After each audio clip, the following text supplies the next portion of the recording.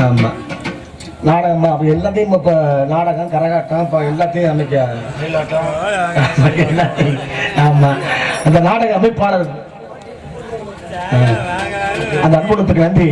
அதனால திருப்பதி சொல்லி வந்தால் திருப்பம் நேருமடா, உங்களுடைய விருப்பம் கூடுமடா.